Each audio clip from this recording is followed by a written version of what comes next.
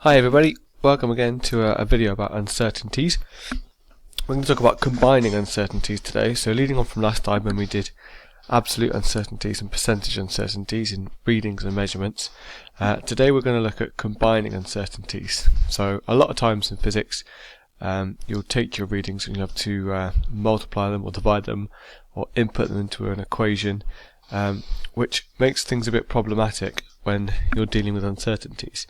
But there are some simple rules which can make life much easier for you. So the first rule is in the situation where you're adding or subtracting measurements. And the simple rule is this: always add absolute uncertainties.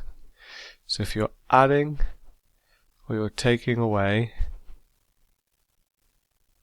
always add absolute uncertainties. So the example that I normally use is if I had a scale like this and I was measuring the length of a pencil. It's possibly the best pencil you've ever seen drawn. And then I'm going to draw my scale marks along here. So when you think of a pencil against a ruler, maybe you start measuring at 0. Okay, so if you start measuring at 0, what you're doing is you're taking a reading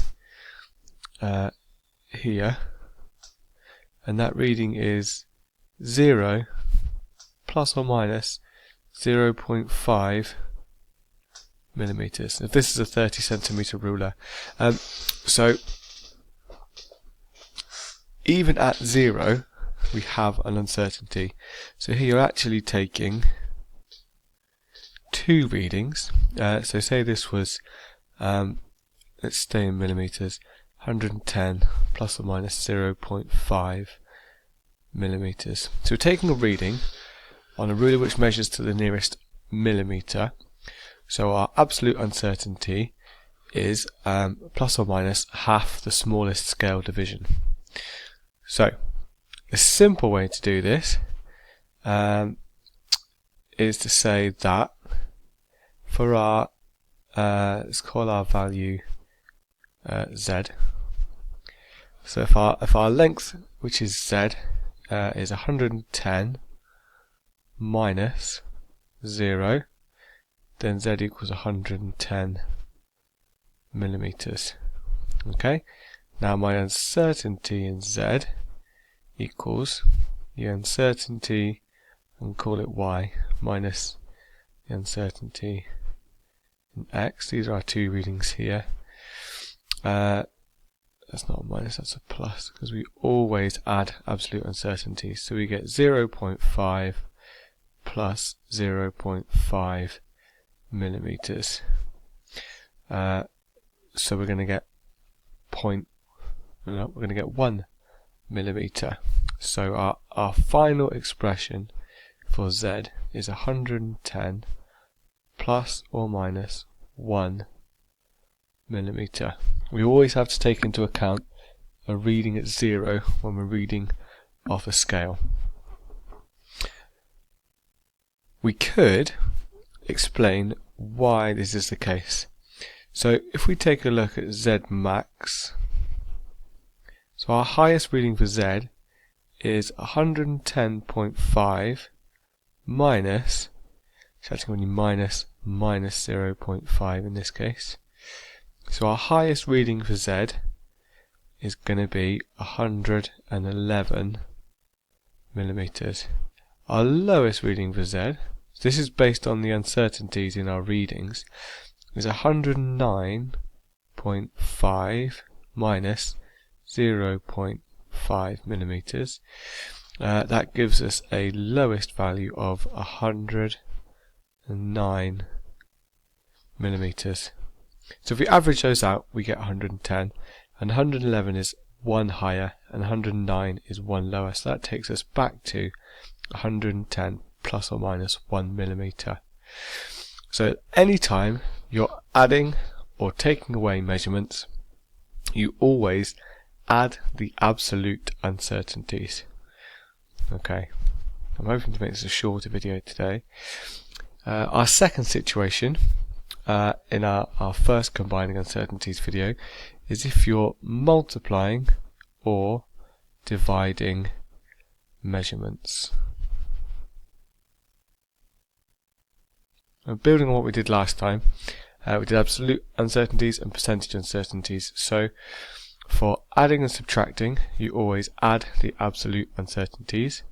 For multiplying and dividing, you always add the percentage uncertainties. For example, if I was measuring a velocity, my velocity is displacement over time, then I had my S, let's say it was 10 plus or minus 1 meters. Not a very precise reading, but it's quite large, 10 meters. And my time was 1 plus or minus 0.2 seconds. Okay? So my calculation for V becomes 10 divided by 1, which means I'm going at 10 meters per second.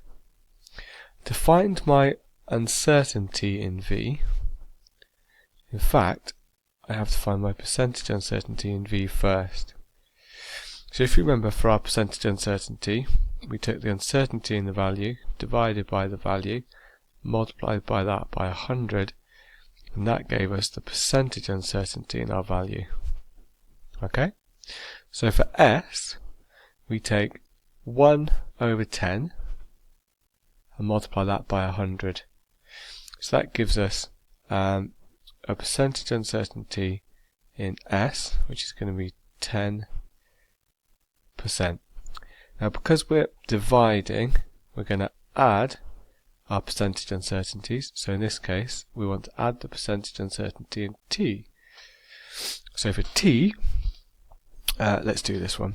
So for T, I've got 0.2 seconds as my uncertainty, divided by 1, multiplied by 100. That gives us 20%. You can do that in your calculators, or however you see fit.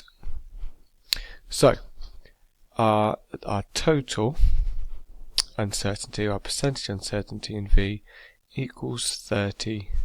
So if you're asked in a question, what is your percentage uncertainty in V, then you'd give that as your answer. However, if you were expressing a value for V, then you'd have to change this back into an absolute uncertainty. Okay? So we take this, so we take our equation up here, and we rearrange that to get our percentage uncertainty in our value. Well, the easiest way to do it is if we take x, divide x by 100, multiply that by a percentage uncertainty, we get back our absolute uncertainty. So that's our general form. We'll multiply those. So for us, we've got a value of 10, which we'll divide by 100, and then multiply by 30. Okay? So that gives us an absolute uncertainty of 3, and it's going to be in this case 3 meters per second. Okay? So my final expression for V equals 10 plus or minus 3 meters per second. Quite a long-winded process, and you can see how quickly these uncertainties add up. So anytime you're doing an equation, you're adding if you're doing an equation, you're multiplying or dividing, you're adding the percentage uncertainties. So it's really in our best interest to minimize our percentage uncertainties as far as we can. And another day, we'll talk about that. It's been a pleasure. I'll see you next time.